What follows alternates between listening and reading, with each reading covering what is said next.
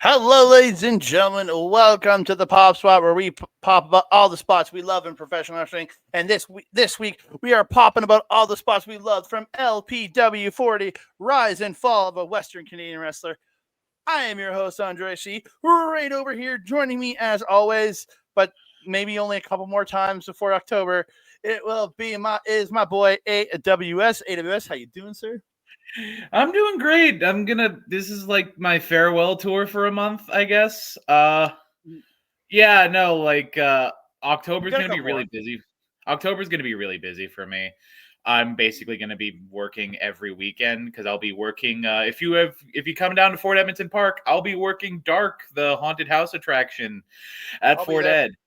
I'll be at one of the haunts. The haunt that I'm in is called Cursory Rhymes. I'm not telling you what I'm doing because that would ruin the fun, but you will see me there. You won't know it's me, but you will see me there.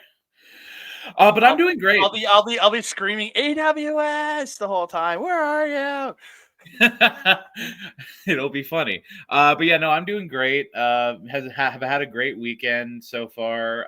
Yesterday we had a great improv jam with mixtape press play at the Grindstone. It's always fun to head on over there and meet everyone again. It's been a while because Fringe has kind of cut that off for me. Well, things were But so busy for the last couple of weeks with Fringe, that as so well. people Like, weren't available, which is understandable. yeah, and So the Grindstones was a Fringe venue, so they couldn't mhm. do improv jams. But that's fun. And then yeah, Friday we went and watched LPW 40, Rise and Fall of a Western Canadian Wrestler.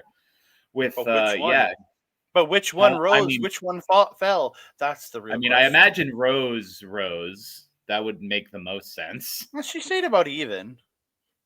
Yeah, fair point. I I don't would, really I know would, who I would fell. say, I would say Ty has fallen and Ty starting to rise back up. Yeah, yeah, I could Right? see that. Yeah.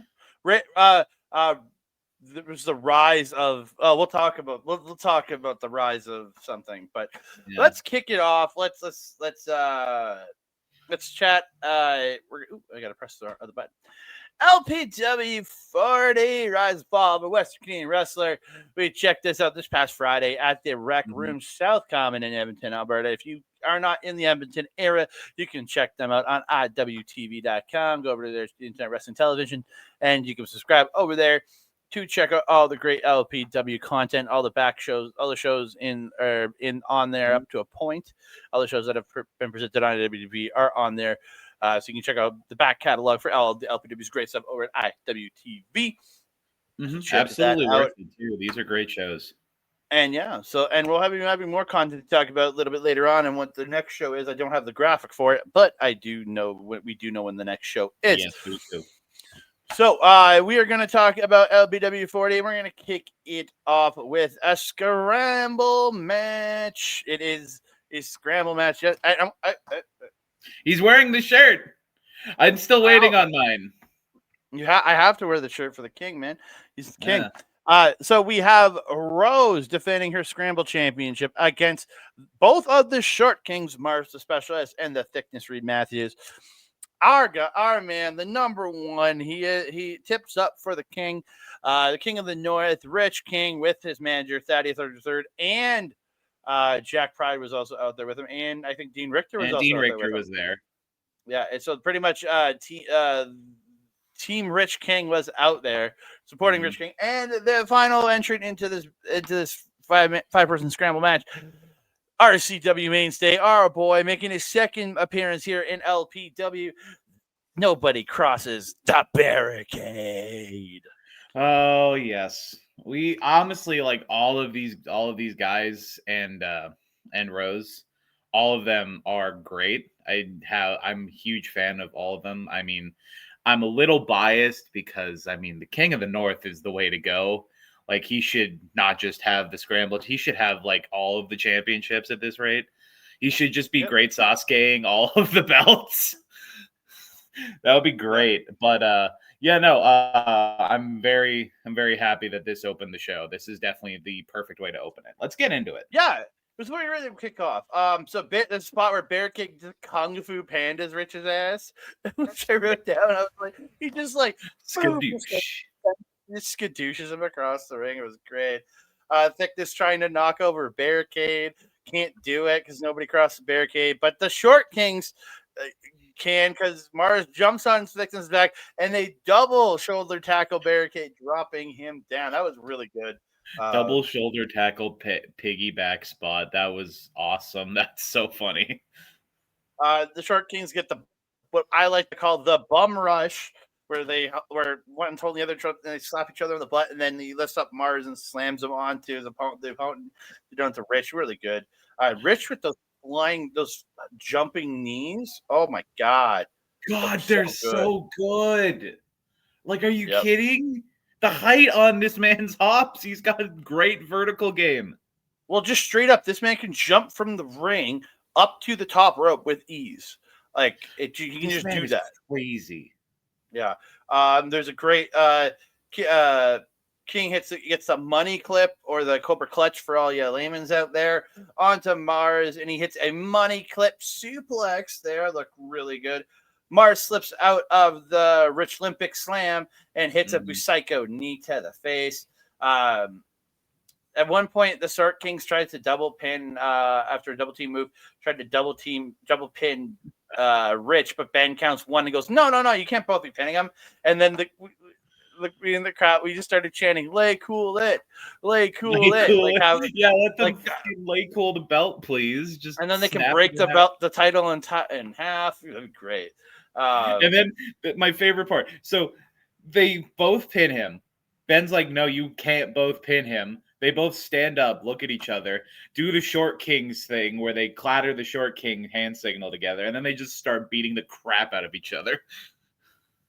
Yeah, it's just so good. They're just brawling with each other. So good. Yeah, lots of crazy stuff. They do the double power, so Barricade climbed up to the second rope to hit a bonsai drop. I think it was on the Rose. Yeah. But then Marz comes over the top, trying to sunset flip Barricade. Can't get him. So Thickness comes in, and they do both get Barricade up. They walk out to the middle and just boom, slam Barricade down with a double power bomb. That was super impressive. Yeah. Thickness goes to the top, but Rich comes up, hits that Rich Olympic Slam off the top into the 867 driver. Goes for the win, but fucking Larry. He shows up. The man that ruined the man that ruined the Rads. Fucking Larry shows up. He chases Rich out. This is where Rose slides in, gets the pin on Thickness for the win. Fucking Larry screwing Rich out of another title. Yeah. So then the Mad Lads show up, which is Nixon and White Shirt William Taylor, and they pick up Marz, put a chair, Rose put the chair around his neck, and then they hit the Super Buck Nasty onto the chair, taking out Marz. So it looks like he's going to be out for a bit. Then I have a suggestion, because it was the trio finisher they did the Super Buck Nasty, Will and Nate, but also Rose got a kick in there. So I think because they're called Elevation, we should call the trio version the Elevated Buck Nasty. Done. Elevated Buck Nasty to Marz to potentially take him out for a little while. And then those three leave to the back. Larry's still chasing Rich around, and then they're up in our area. And then Team Rich defending their leader, won't let Larry get at him. So Larry gets back to the ring, cuts a promo saying he's back and he wants, and I'm yelling, go away. We don't want you back. And AWS was with me. He was yelling at him too. The crowd was all cheering for Larry, even though Larry was wrong. We all know Larry's the one that killed the Rads. Larry's the one that screwed Rich and TY out of all of their success. Larry screwed TY out of the championship. Simple as that. By stealing TY's guaranteed title shot.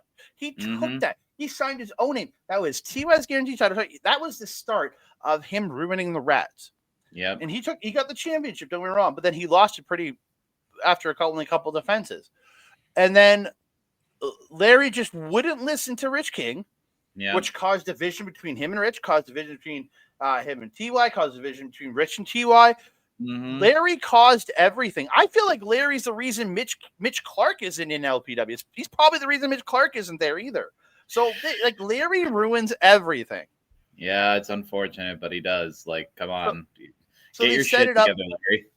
Yeah, so they set it up that Thaddeus makes a challenge to Larry that next month, if Larry can win his match and if Rich loses his match, very important, Larry will get a shot at Rich at LPW 42. Yep. So next month it will be Dean Richtor versus Larry. The Lameberjack Larry Woods. He's the Lameberjack now to me. The Lameberjack. It's I know it's really bad, but I couldn't come up with anything more. It's one of those so bad it's good things. I love that. The Lameberjack Larry Woods, and then it will be Rich King versus Jack, the now recovered Jack Pride. All of a sudden, Thaddeus is just like, yeah, no, you're cleared. Let's do it. Rich versus Jack. Thaddeus posted the doctor's note online. He's cleared. I mean, I didn't deny that he didn't have proof about that. Like, it's pretty obvious that the doctor's note was online. So I'm glad that, and this is honestly really smart because Thad knows that Jack is going to play ball or else, his contract goes bye-bye. So Jack is going to lose to Rich. So there's no way that Larry's going to fight Rich at LPW 42. So why are we even talking about it? Yeah, because Jack ain't gonna be able to beat the King. So ain't gonna happen, Larry. Sorry, and exactly. The thing is, Larry's not gonna beat Dean. Dean is going to seismic fish driver his ass so hard he's going to send him back to the hospital. Simple as that. Yeah, he's probably gonna seismic.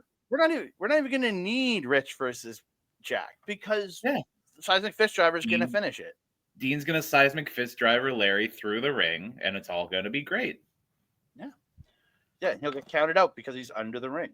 But because Dean Richtor was out there, he made his way into the ring, and we got the next match on this show.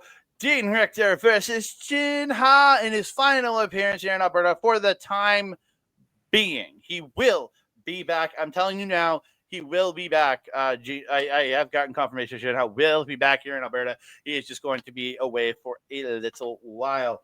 He'll be back. Yeah, so let's get into this. Ginha snapping the fingers at Dean. You got everybody shut the fuck up, and we heard that snap loud and clear. That sounded brutal. I love the acoustics in the rec room's little stage area there because, it almost you could barely hear it, but there was a little bit of an echo on the finger break, so it was like, mwah. Well, it's a music venue. It's meant for music, right? It's a stage. There's a stage in there. It's meant as a music hall. So the echoing, the sound, the way it bounces is utter perfection. Beautiful hesitation drop kick by Dean Richtor in this match. That running, flipping, corkscrew senton thing. We didn't know it. None of us knew how to call it. By Ginha, looked so good. It was a beautiful half Nelson sit out face buster by Dean. I would love it. In love with that one. Later in the match, a jumping Rana out of the corner by Ginha, and then he hits a flying kick in the corner, then goes to the apron, kicks. Thad comes up to him, and he just kicks Thad away. Just perfect. Sorry, and then hits a beautiful tope atomico for 2. Dean belly to bellies Ginha off the apron into the crowd. That was insanity. Yeah. Like Dean was on the floor, Ginha was on the apron. Dean just walked up, grabbed him, and went over his head. It was like, he just yoked Ginha beautifully. Yeah. And then Dean tosses him back in, and Ginha gets up, runs, tope con hero over the top, over Thad's head onto Dean. There was a clip that was circulating Insta of just the perfect angle of watching Ginha literally soar over Thad's head. Genuinely one of the most jaw-dropping clips I've ever seen of a wrestling show. Yeah. End of this match comes. Dean stops a springboard by Ginha into a German, sending him across the ring. He follows up with the seismic fish driver, but instead of going for the win, he wants to rub it in just a little bit to Larry. Picks him up, saw into the saw line, or for all the layman's, the Rainmaker for the win. Dean Richtor is your winner after the saw line. And yeah, just taunting Larry a bit more to set up that match next month. Yeah, Larry's dead next month. There's no way. Seismic fish driver through the ring. Simple. Like if Ginha, if this guy can't beat Dean, there's no hope for Larry. Like, yeah, and because Larry Yeah, go ahead. Ginha is like 4 levels above Larry, and obviously this means Dean's a level above Ginha. Larry has no shot against Dean. No chance. What Ginha put up a hell of a fight, though. There was one thing you didn't bring up. One of my favorite lucha moves. He gets a Dragon Rana on Dean, and that was like the move where he gets up, does the Rana, and then rolls him up into a pin like the Ultimo Dragon move. I love the Dragon Rana. It's so good. It's one of my favorite like lucha spots in wrestling. So definitely wanted to bring that up. Let's see, he's our favorite luchador, so he knows all about the lucha. I have his flag for a reason. I have it too. It's just not hung up right now because I have my Empire and my Minas hung up.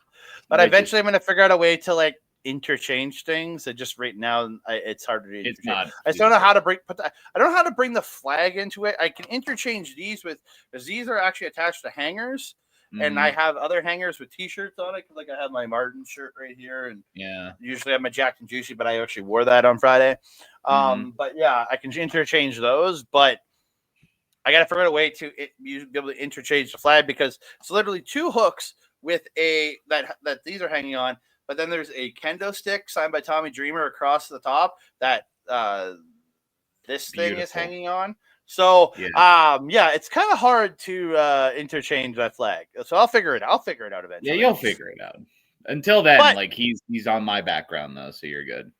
Yeah. So Spencer rolled his way into the ring, about to intro a match, but out comes Zoe Sager, and I have a feeling this match wasn't supposed to happen here because it didn't seem like he was prepared for Zoe Sager to come out here.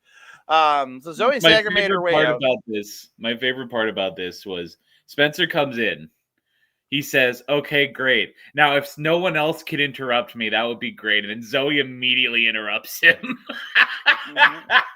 So Zoe makes her way out, and she starts cutting a promo saying, she's so good, and that she's going to give shots to charity cases. Yeah, and specifically calls Goose a charity case. And she tells him to get his ass out and says, "Let's get this going." So Spencer's like, "Okay, it's time for the match. Zoe Sager versus the Canadian Goose, Kyle Shaw. For the real LPW Grand Championship. According to Zoe. That's according not to Zoe. For anything. It on the line. It's for the Z Championship. I'm just going to call it the Z Belt now because it's just a big Z Belt. I like that. So they're in the ring, and then she's like sitting on the ropes, opening it up for him, saying, "Just leave. You don't want to fight me. Just leave." And he flat out just boots her through the ropes, and she goes crashing to the ground. Oh my God, that was a crazy start. Yeah, no, it was like, whoa, okay, there's the exclamation point. Mm-hmm. Yeah, that was insanity. So Goose gets the advantage, beating her up until she stomped. As he's coming at her in the corner, she jumps up and he kind of falls into the corner. And she just stomps him on the back and takes over. Starts beating on him for a while, chokes him on the ropes. She misses a second rope moonsault at one point. This is where Goose comes back with the bionic wings into the double underhook DDT. Yep. Goose then misses a moonsault. Zoe hits a super kick. Okay. Do you have the full name? I need the full name. Goose goes for a Mr. Flacco assisted Sister Abba Goose. Yeah. That is the full name. Yeah, but it is. So I just have it wrote it as Abba Goose in here. But it does get blocked by Zoe. She tosses him back of the head first into by the corner. Hair.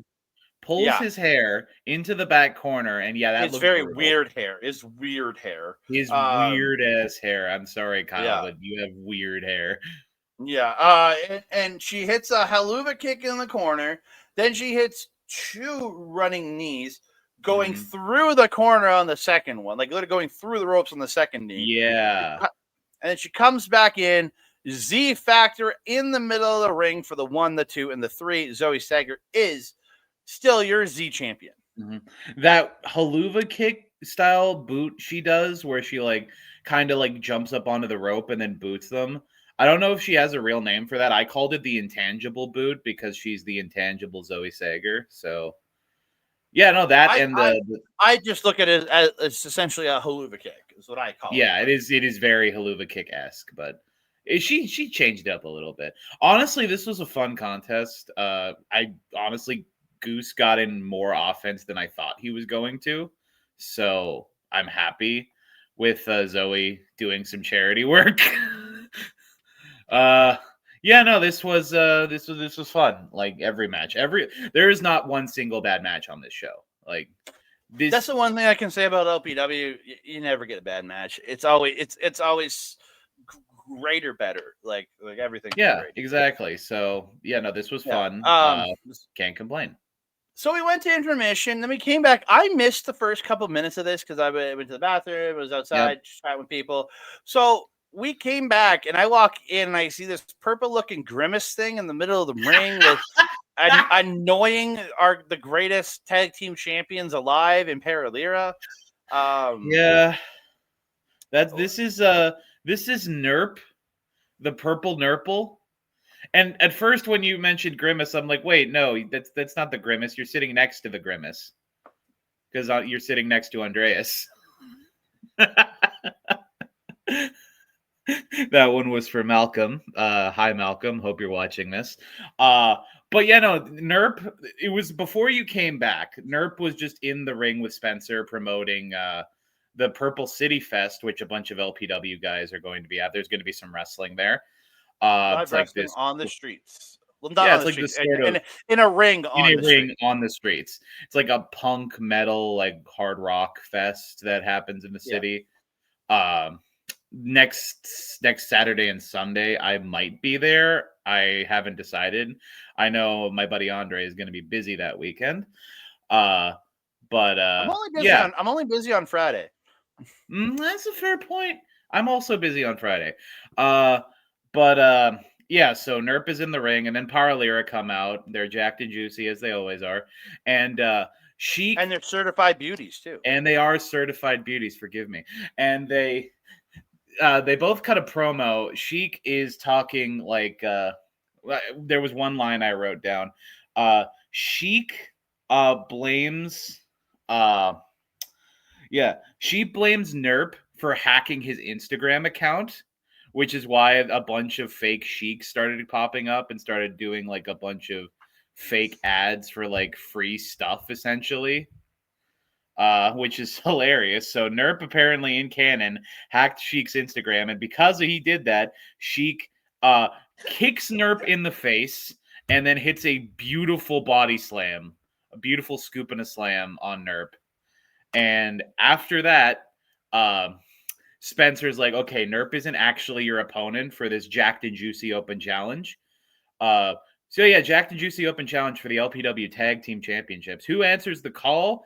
It's newly debuting in LPW, at least LPW specifically, Jax Wilder and the runaway model, Nick Shostastic. Yeah. Are getting their shot at the LPW Tag Team Champs. I believe this is Jax's like third wrestling match because he's wrestled a couple times at Clandestine. I know that for sure. Okay. Yeah, I'm not familiar. I haven't seen him before. I've seen Nick a few times. B-Rat does start the match. He beating up on Nick, but he does fight back. And Nick gets a slam and a drop kick. Then he hits his handspring back elbow. B-Rat slips out of a slam, hits a big boot, and this is where he gets the tag out to the Sheiky Baby, and so does Nick. They both tag out. And Sheiky Baby comes in. He's facing off with Mr. Jax Wilder. And he says, Jack looks like if someone bought Sabretooth on Wish.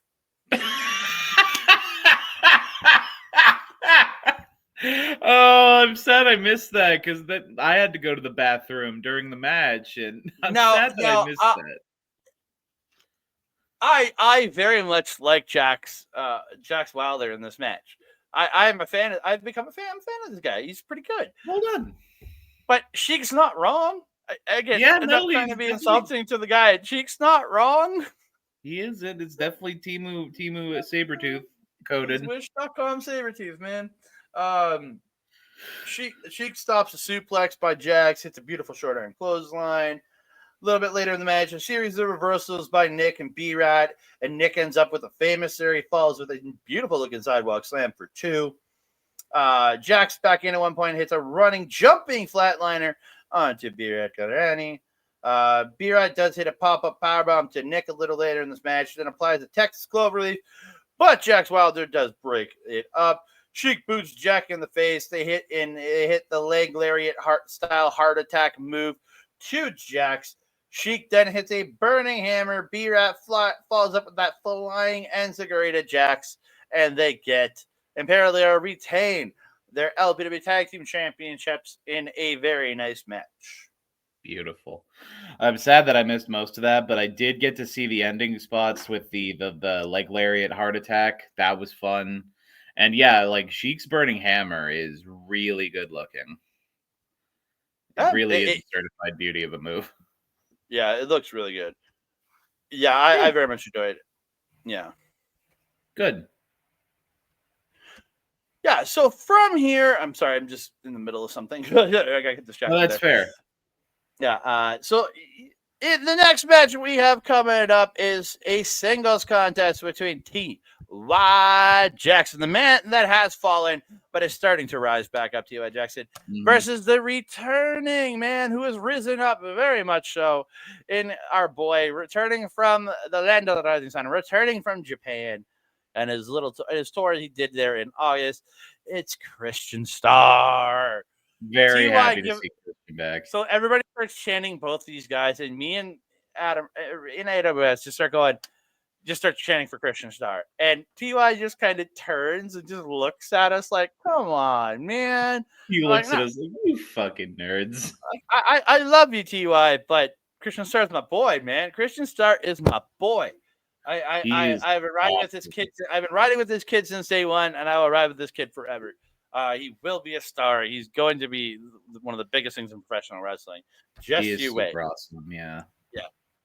Lots of back and forth early, a bunch of pin trading, and then they do that spot where they both go for the drop kick at each other. They drop kick each other's drop kicks, and then they both do the kip up into the face off. Oh, love it. They receive a standing ovation after that. It was beautiful. Yeah. Like almost everyone in the crowd stood up and applauded them, and I'm like, yes. I love moments in wrestling like that. TY gets a snapmare into a sliding elbow into the kip up and pose. Looked really good. Starr blocks a kick, sweeps TY. Like TY's on the apron, goes for his enziguri on the apron, gets blocked. Starr sweeps the legs. TY falls onto his ass and then gets dropped off the apron into the crowd. And this is where Starr comes through the ropes, hitting a low pay through the ropes. And then T.Y. gets thrown back in. He comes in, hitting a tope suicida through the top and middle rope. So Starr gets thrown back in, and he goes and hits a tope con hero over the top into the crowd. Just amazing. Beautiful sequence. Phenomenal. Yeah. T.Y. hits a super kick and then goes for a move, but Starr does the Osprey flip into the Osprey backflip over into the Canadian Destroyer. And then TY comes back with a house call kick, and both guys are down. Absolutely incredible sequence. Great strike exchange. Starr catches TY with catches him dragon suplex, a lift up, and then dragon suplex. Looked really, really good. TY, they fight up top. TY does get a Spanish fly off the top. TY, oh man, he almost brocked himself with a shooting star press. If anybody knows ever watched WrestleMania 19, they would know what the heck I'm talking about. And Starr hits a hurricane, hits a poison rana, Then the running stomp, but it can only get to Starr boots TY in the corner, out from the corner, gets a rolling star cutter. Beautiful. TY hits a super kick when Starr goes for the springboard star cutter. He super kicks him out of the air. TY goes to the top, hits the O face, but Starr gets a foot on the rope on the pin. So TY goes back to the top, hits the swanton, but gets crucifixed by Starr for 2. So TY gets out, hits the house call kick 1, 2, 3, and TY is your winner. Wonderful. That, yeah, just there's no words. It's just, again, like I said last time, if you have an IWTV subscription and you missed this show, go back, watch the whole show because every match deserves it, but watch this match as well. Mm-hmm. Yep, I can agree with that 100%. Yeah, it was great. And we did get a bit of post match. Post match, we get the awesome show of respect. Christian and TY, they shake hands, they hug. It's a good moment, especially like because Christian's back from Japan. TY's kind of been on a downward slide lately. This is his first big win since the breakup. So proud of that. And then TY cuts a big promo about everything he's lost. He's lost many title opportunities because of Larry. He's lost his friendship and tag team partnership with Rich because of Larry. He's lost all the success that the Rads ever had because of Larry. So he cuts this promo. He thanks the fans for supporting him. And he says that the fans are what inspires TY to do his best and to continue striving to be the best wrestler he can be. He will work his way to another grand title opportunity, and this time he will actually win it. And honestly, I was very happy with this promo. I'm glad that they gave TY a moment to talk, especially after all the stuff that's happened. And he actually also cut a very emotional promo in the build-up to this pay-per-view. What am I saying? To this show. He had a little moment where he was sitting on a park bench and he was like reminiscing about all the past losses and whatnot. Honestly, TY's been doing a lot of good talking lately. I'm very proud with his promo game, especially now. He's improved a lot. Yeah, very much so. Definitely go if you can check this whole show out on IWTV. Really good show. Yeah, we move on though. I forgot one last thing about the post match. Post match, TY thanks the crowd. He does the whole wave and everything. He goes to exit, and who comes out but the Mad Lads themselves, Rose's bitches, Nate Nixon and William Taylor. Come on out. You're so mean. They're not Rose's bitches. They're Rose's friends. I guess. But yes, 2 members of Elevation come out. They rain on TY's parade. They tell him basically like they don't actually like have a mic or anything, but they basically like, hey, you're shit, and a bunch of other expletives that I will not get into. And then they get into the ring and they're ready for their main event match, which I will now throw to Andre to cover. Yeah, so your main event of the show was the Clandestine Society, Michael Richard Blais and Steven Crowe, putting Michael's LPW Challenge Championship on the line against the Mad Lads of William Taylor, or White Shirt William Taylor, and Nasty Nate Nixon. And we got the debut of White Shirt's White Shirt. The White Shirt. The White Shirt. Yeah, the White Shirt's shirt. They made its debut on this show. I get to see it. I was so happy to see the White Shirt. Great shirt. Great shirt. Definitely gonna have to get that one. The white shirt that says shirt on it. It's perfect. I need to get that shirt I need to get that shirt just to wear it in everyday life. Yes, I will wear that shirt in not just wrestling. I'll wear that in everyday life, and that's the beauty. Have a shirt that says shirt on it. It's just perfect. It's just perfect kayfabe. Yep. So yeah, the lads attack for the bell. They double teaming Blais, but he does hit a springboard moonsault to fight them off. Lots of great stuff. There's a spot where Blais pops Crowe up into the air, into the Hurricane Rana onto William Taylor.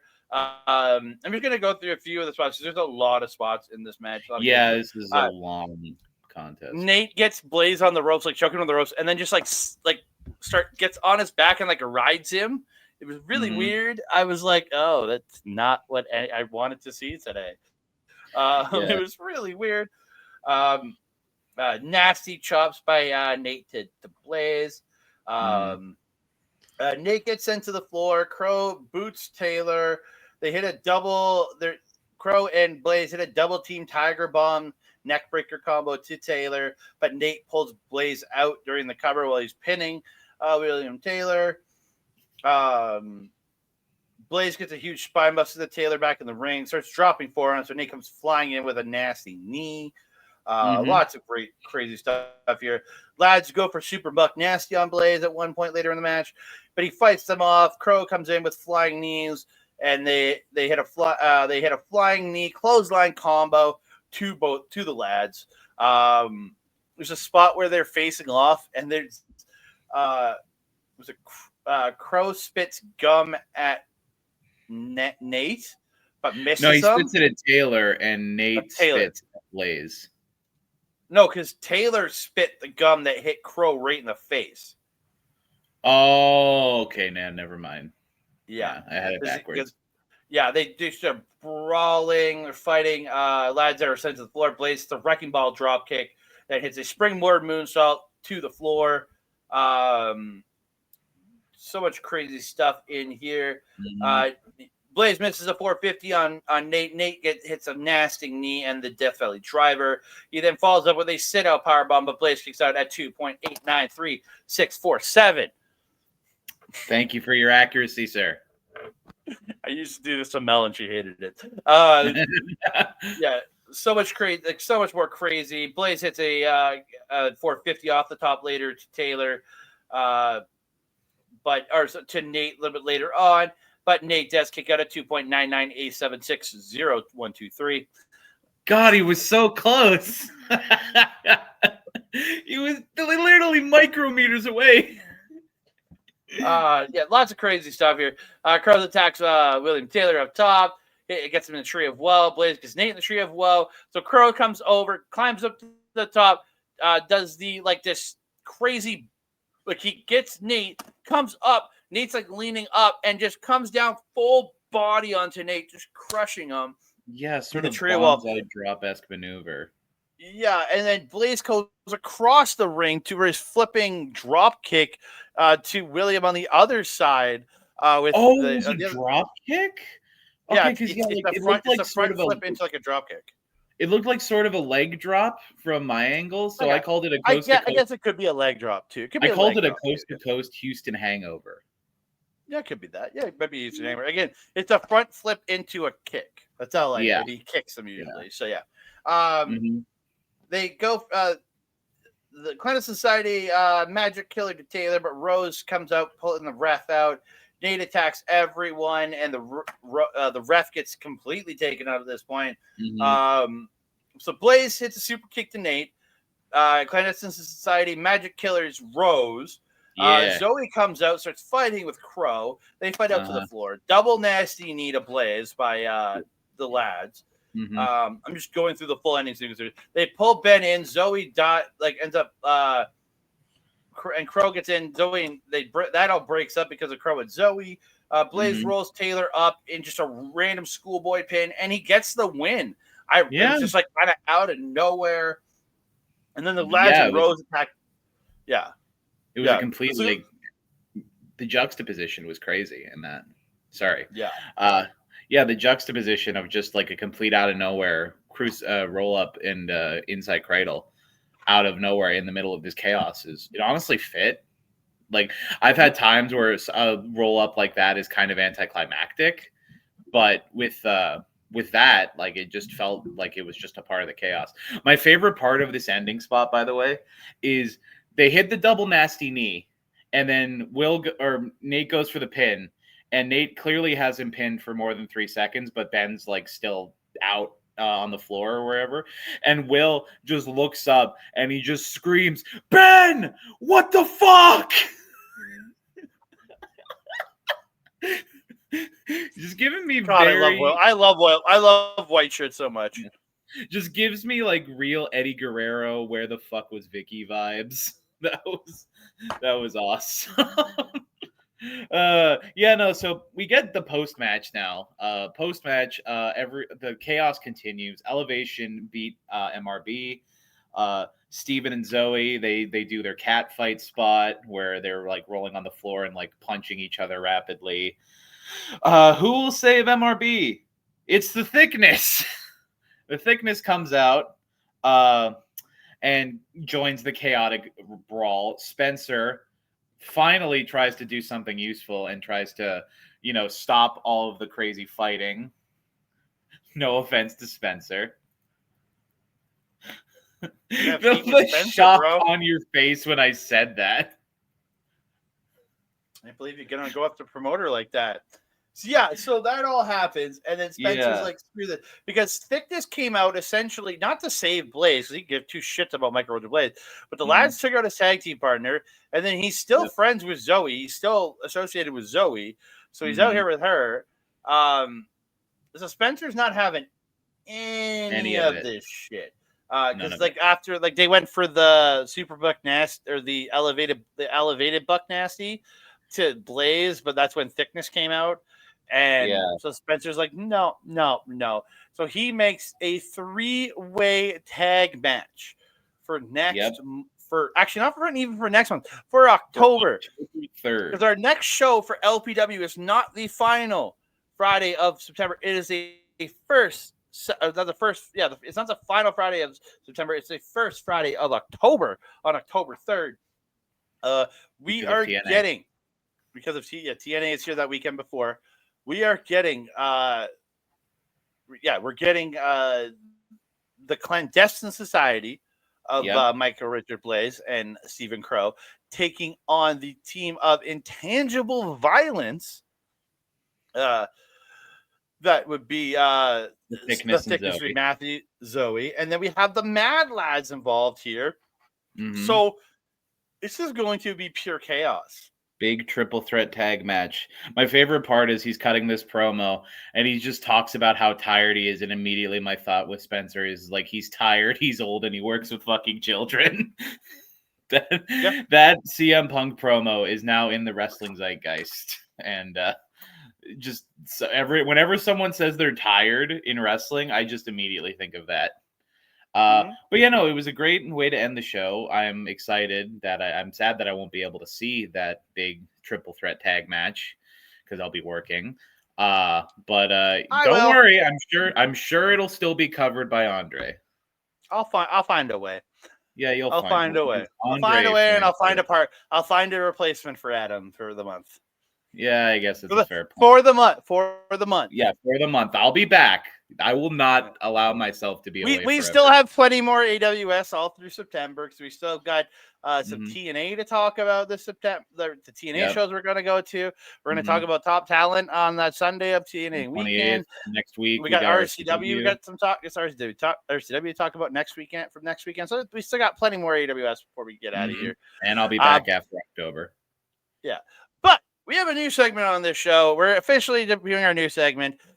It's just our match of the night. So we're going to give out our match of the night. We're each going to give our own. So my match of the night, I'm bringing it up right here. It's T.Y. Jackson, Christian Starr. This is my favorite match of the night. It was absolutely phenomenal. Let's go. I gotta give this my match of the night. Yeah. What's your match of the night, my boy? Yeah. So it was between two for me. I had to genuinely think about it, but it really was between TY and Christian and the Scramble title match. Both were chaotic. Both were fun. Both had a lot of really good sequences. I think in the end, I have to give it to the better worked match, and I think that would be TY and Christian. There was just so much good in this match. There was not a single moment of downtime.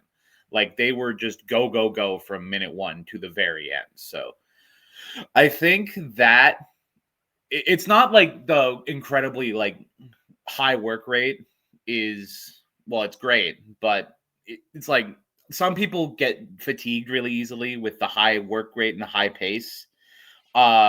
it just really worked as like the capstone of this show. So yeah, if you're gonna watch if you only have time to watch one match of this show, like you should watch all 6. But if you only have time to watch one, watch TY and Christian. They deserve it. This is my match of the night. Yeah, 100%. Mm-hmm. But we have come to the end of this episode. So my boy AWS, where can they find you? Yeah, you can find me on the Blue Sky at awscomedy.bluesky.social. You can find me on the Instagrams at awscomedyeg.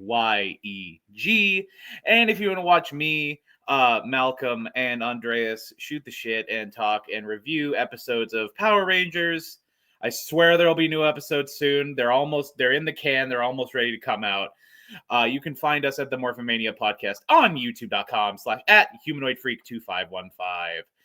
And now for a special update about the Grindstone. I do want to quickly bring up our little... I got an email Friday afternoon, so I want to read a little bit of that. So did I. Yeah, so it says, I'm going to paraphrase. I'm not going to read the whole thing because it'll take a while. Grindstone supporters and donors, thank you for supporting the Save the Grindstone campaign. Here's how it shakes out. We raised $29,598 in one-time donations and event proceeds, with about $10,000, with $10,402 additional on the casino side of things to reach our goal of 40,000. So as far as I can tell, we did it. We reached the goal of 40,000. So I'm very happy about that. This total includes proceeds of the Comedy Theater fundraiser show, in addition to seat and chair sponsors for the bistro. We not only met but exceeded our goal for monthly contributions, which a bunch of people, including my co-host Andre C. Thank you very much, sir. We have committed to $3,335 in ongoing monthly donations. So that is incredibly huge. I'm very happy about that. 297 people in total donated from 12 different municipalities across Canada. Very happy about that. But unfortunately, the fundraising does have to continue. Because funds are still, it's still tough out there, and financial irregularities are still a thing for a lot of local and independent businesses that aren't like mega corporations that are sitting on billions of dollars. So we are beginning another fundraising campaign for the month of September. So if you have any free scratch and you want to support the Edmonton arts community, especially a subsidized theater space for people that are new and up and coming and emerging, to have their own space for theater and a chance to put on shows like with Mixtape Improv, and so there's so many others. Like I could name like at least 20 more acts that deserve this donation, but I'm not gonna inflate the length of this video by another 10 minutes. So if you have some extra scratch and you want to support the Edmonton arts scene, please go to www.grindstonetheater.ca/donate. Put yourself up for a monthly donation. You can donate as little as $5. You don't have to donate monthly, but it is appreciated if you can. You can donate as little as $5. If you have a lot of money and you want to buy a seat in the bistro theater, or even buy a plaque for the bathroom, there are big donation options for that. If you want to put your mark on the Comedy Theater Bistro, that's also heavily appreciated. But any little bit counts. Like I said, as little as $5. Anything you do is of great importance, and we really appreciate it. So, thank you so much for listening. I have a question. If I sponsored a throne, as they call it, one of the bathrooms, do I get to use that bathroom every time I come there? Oh, I mean, I'm sure you can. Like, it depends on if anyone's using it at the time, but you get a plaque on it. Yeah, no, like, I'm sure they won't mind you only using that stall. Anyway, that is it from me. Where can they find you, my friend? You can find me on the X and Blue Sky at That Kind of Guy, TikTok, Instagram, and Threads at That Candidate Dude. I probably won't respond to you on TikTok because I don't even have the app on my phone right now. You can also find me over at our local establishment where this morning we did our OL League of Greatness fantasy draft. Or as I like to call it, the Battle of Andre's Internet. Yeah, but guess what? Guess who? Guess who? Yahoo graded having the best draft of all of us, of all everybody there. Oh, who did get the best draft? It was Me. you. Nice. Me. A plus. They said I only. I win. I freaking Yeah. win. I'm the winner of this league. I don't It know a hasn't even dang started thing yet. about NFL, but I'm proud of you. Yeah, I won this league and it hasn't even started yet. That's how good I am. But hey, Peggy came in second, and this is like her second ever league, and she still doesn't know what she's doing. So well done, Peggy. We respect the Empress of OLE over here at the Pop Spot. Yeah, see, yeah. If you want to check out the draft, go over check that out.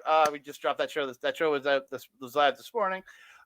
Check that out. You could also check me out next Sunday, where we'll be talking all the games of football that will be happening that day, and you'll see how we also did our first 2 predictions on that show. We also have a predictions league where we just picked the winners of every game. I picked the Eagles on Thursday, and I picked the Chargers to win on Friday. Everybody else picked the Eagles and the Chiefs. I went against the Kansas City Swifties. I went with the Los Angeles Chargers. The Kansas City Swifties. Well, they are Good. with their star tight end Travis Swift. As congratulations. Famous people combining their money. Great. Yay. Famous rich people combining their money. That just affects me in what way? But yeah, you can find me over there on our local station. We'll be back next Sunday for doing POV again. And then actually, it should be the weekend of October 13th and 14th. Myself and Peggy will be there to bring you DC Talk, where we're going to be chatting the first 4 episodes of the new season of Peacemaker. So come check that out. It'll be me and Peggy talking the first 4 episodes of Peacemaker on the weekend of the 13th and 14th. Lovely. And you can also find me right here on Backbreaker Video doing all my shows with my boy AWS. So we're dropping shows whenever we go to an indie show. And we will be dropping a show next week covering the RCW show that we will be at that yours truly will be ring announcing. You know what that means? I'm covering the show. He has to take all the notes, and I get to give all the fun little color to it. So we'll be covering that next week, and then at the end. But we'll be off for a couple weeks after that because there's no real shows. There's no shows we're going to be going to in the in between time. So we'll be back at the start of October to review. There are 2 nights at TNA because we're going to Victory Road, and we're also going to the TV tapings the following day. So we'll be doing 1 show covering that. Where it's not going to be one where we're going in depth on everything. It's more going to be just what we like, the people we like, things like that. The vibe. It's gonna be a vibe show, and then maybe we'll cover our favorite match of each of the shows, except for the 100%. TV tape. We don't want to spoil. No, we'll talk about some stuff. But then on the Sunday, the Sunday of TNA weekend, we also have Top Talents show for September. Will be on the early 6 p.m. show. Doors are at 4:30 for their special guest, one former Dolph Ziggler, Nick Nemeth. We love Nick Nemeth, the wanted man. The wanted man, the most dangerous man. We're going to be there checking that show out. So that show will come out a little bit later in the week. So we'll be checking. So come check that show out with us. Those shows will come out early in October. So lots of great content coming from us. And then I will figure out somebody to come and do this show with me during the month of October with AWS out doing his. You'll figure it out. Going and doing all that dark shit that he likes to do. And I don't mean like it's shit, but there's that dark stuff that he likes to do. He likes to be. This is my first time performing in a haunted house, so I'm excited. Yeah. And one more shout out. Oh, I don't even have a ticker for them. Oh, I didn't have a ticker for them last time either. I don't learn. I really don't.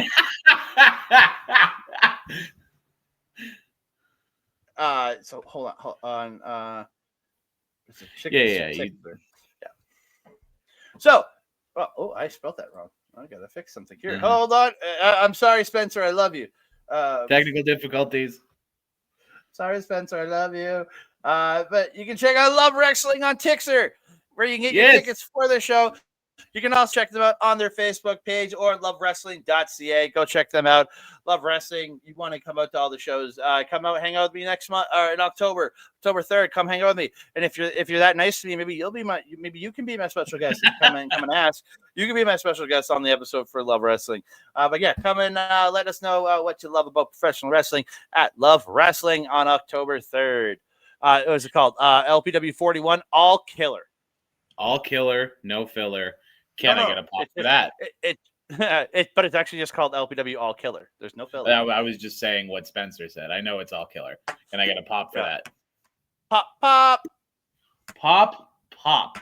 And with that, we have come to the end of another episode of The Pop Spot. This has been your boy, Andre C.